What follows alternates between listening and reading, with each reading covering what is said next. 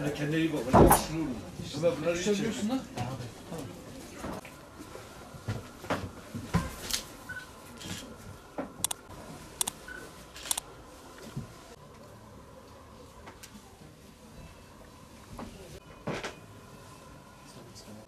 Kaşada hacı var, hacı.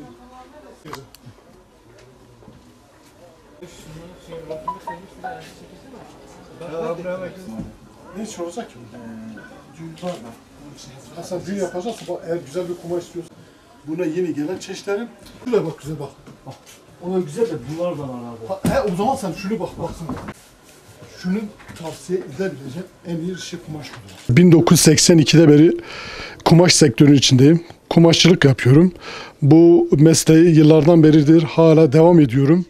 Ve devam edeceğim. Babadan kalma bir meslek ve güzel. Bizim Ağrı'daki insanlarımız da buraya rağbet etmesini istiyorum eskilere rağmen. Ama gene de ayakta tutuyoruz bu sektörü ve çok güzel bir iş. Kumaş sektörü. Daha önceleri de vardı. Çoğu bıraktı bu sektörü. Biz 1982'de beri devam ediyoruz bu kumaş sektörünü. Ağrı'nın halkına da hitap edebilecek en güzel bir kumaş çeşitlerimiz var bize. İşte buraya kumaş almaya geldim. İşte annem ve babaanneme alacağım.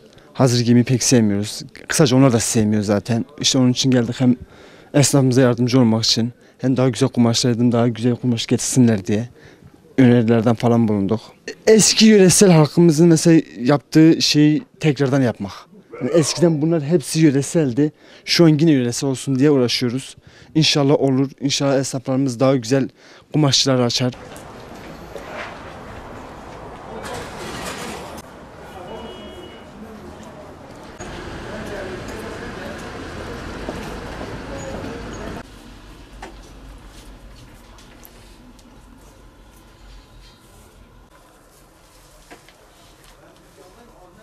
Tamam, dövüyorum. Götürdüğünde evde birkaç gün giymemen lazım ki ayakkabı arka kısmı yum. Topuk alsak daha iyi faydası olmaz ya. Bana öyle sürüyor abi. Tamam abi, Hacı Baba'nın yanındayız. Hadi. Geldin abi.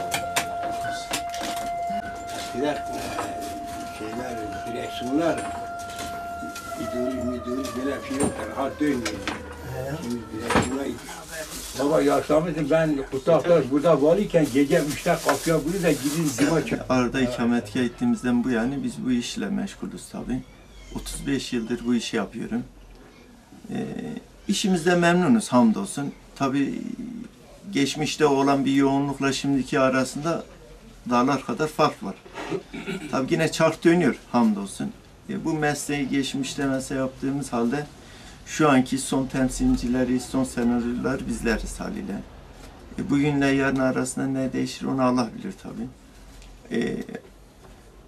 Tabii ucuz ayakkabıların çıkması mesleğe etkisi oldu yani ister istemez sıkıntı veriyor ama yine de çark dönüyor yani.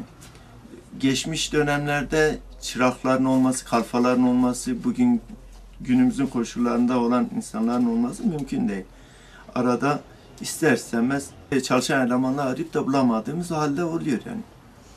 Gelip tamir ediyorlar tabii şimdi. Şimdi bu lütuftur yani tabiri caizse inşallah. Allah'ın ikram eder en azından ihtiyaçlarını gidermemiz, etmemiz her ne kadar paralar, ücret karşılığında dahi olmuş olsa yine de isterseme bir hizmet konumundayız yani bu. Yıllardır Hacı abimize gelirim. Kundura işlerimiz ne varsa elimizden geldiğince buraya gelmeye çalışırız. Allah ondan razı olsun, işlerimizi görür. Çok da bizi mesela maddi yönden şey yapmaz, sıkmaz. Elinden geldiğince yardımcı olmaya çalışır bize. Biz de her fırsatta her şey, ayakkabımızın yırtılmasında gidip yeni bir ayakkabı alamıyoruz. 5 lira, 10 lira bir ayakkabı dikiyoruz. O da ancak geçimini yapıyor.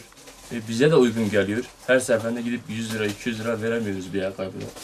Bizim de işimize buraya geliyor. Allah ondan razı olsun. Sizden de razı olsun. Sen nasıl çalışmaya yaptın?